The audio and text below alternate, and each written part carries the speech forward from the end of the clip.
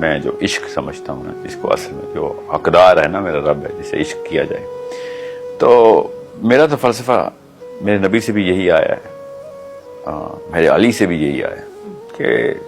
اب اللہ چاہے دوزخ میں ڈالے چاہے جنت میں اس کی مرضی کا وفادار ہوں، مجھے تو کوئی آر نہیں، اللہ تعالیٰ کی مرضی کا میں متمنی ہوں کہ میرے اوپر اللہ نے اپنی مرضی ظاہر کی ہے، اس سے بڑا درجہ مل سکتا ہے کسی کو؟ تو کہانی یہ ہے کہ آپ یہ نہیں سوچتے کہ مجھے کیا ملے گا، آپ وفا سے دور ہو چکے ہیں، آپ وہ کمرہ چھوڑ چکے ہیں جس میں وفا ہے۔ اگر آپ نے اپنی مرضی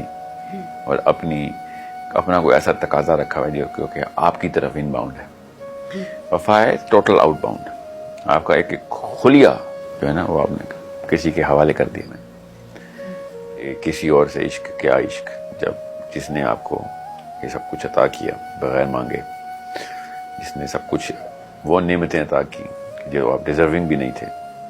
اس سے وفا نہ کی، اور کسی اور سے ایسے بندے سے وفا کی کہ جو واقعی میں آپ کو مشروط رکھتا ہے، اس رشتے کو مشروط رکھتا ہے، اس لفظ کو بھی مشروط رکھتا ہے، اور اس کے اوپر اپنی کس طرح کی توجیہ خود بنا لی، تو کج فہمی بھی ہے، اور اسی وجہ سے پھر ہم دیکھیں گے کہ دنیا میں زیادہ تر لوگ وفا کے نام پہ ہی بے وفائی کرتے ہیں۔ میں آپ کو 2 وفاداروں کو جو اصل میں وفادار لوگ ہیں ان کے رشتوں کی داستانیں سناؤں تو آپ کو یقین ہی نہ آئے جتنی دور جا چکے ہوں۔ یہی تو ایک مسئلہ ہے کہ ہم نے وفا کو بدل دیا۔ میں وفا خود قدر کرواتی ہے اپنے وفادار کی، ہم سے تو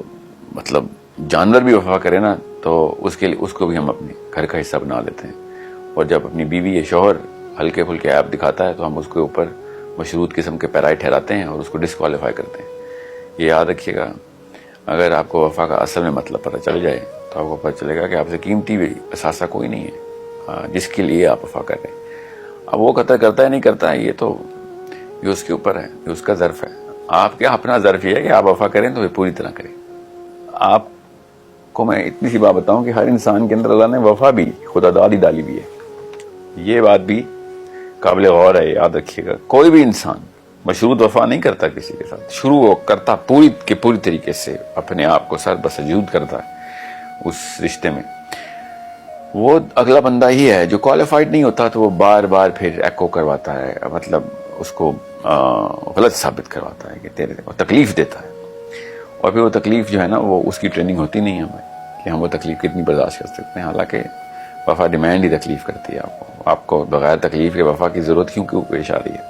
وفا تو ٹریگر ہی تب ہوتی ہے جب آپ کی مرضی ٹوٹتی ہے۔ اچھا، آپ نے بیچ میں اللہ کے ساتھ ریلیٹ کیا وفا کو، تو میں صرف اللہ کے ساتھ وفا کو وفا کہتا ہوں جی۔ میں ویسے بتا رہا ہوں اگر آپ نے کسی خاتون سے وفا کرنی ہے نا یا کسی مرد سے تو پھر وفا کا لفظ استعمال کرنے میں پہلے ذرا سوچ لیں، معاملہ وہی کرنا پڑے گا، مشین ایک ہی ہے، اللہ کے لیے بنی ہوئی ہے۔ اگر آپ نے کسی انسان پہ ڈیورٹ کرنی ہے کریں ضرور، محبت الفت کے تقاضے بھی انسانی اور بشری ہیں، تو پھر وفا کا مطلب نہیں بدلیں گے آپ، وفا پھر وہی رہے گی۔ آپ کے 2 طرح کی الگ الگ ورژنز آف وفا، یا مشین 2 الگ الگ کھانے نہیں رکھتی ہے، ہماری دل ایک ہی ہے، ایک ہی طریقے سے محبت کرتا ہے اور ایک ہی طریقے کے تقاضے رکھتا ہے۔ اچھا، پھر مجھے یہ بتائیں کہ آپ کہہ رہے تھے کہ اللہ کی جو بھی وہ کر رہا ہے ہمارے ساتھ ہم اس کو مان جائیں، یہ وفا ہے، اس کو ایکسپٹ کر لیں، تو خوش ہو جائیں، اس پہ خوش ہو جائیں، راضی ہو جائیں، جی، یا تھینک یو اس کا کریں، چاہے وہ جہنم میں ڈال رہا ہو۔ تو جب اللہ جہنم میں ڈالے راضی ہوتے ہیں تب ٹھیک ہے، بیوی یا شوہر تکلیف دے تو وہ ٹھیک نہیں ہے، وہ مشروط ہو گئے آپ۔ وفا تو نہ بدلے نا، سب کچھ ٹھیک ہے آپ کریں، میں نہیں کہتا کہ کوئی انسان کسی کو تکلیف دے، مگر وفا کا لفظ ہے کیجولی نہ استعمال کریں آپ۔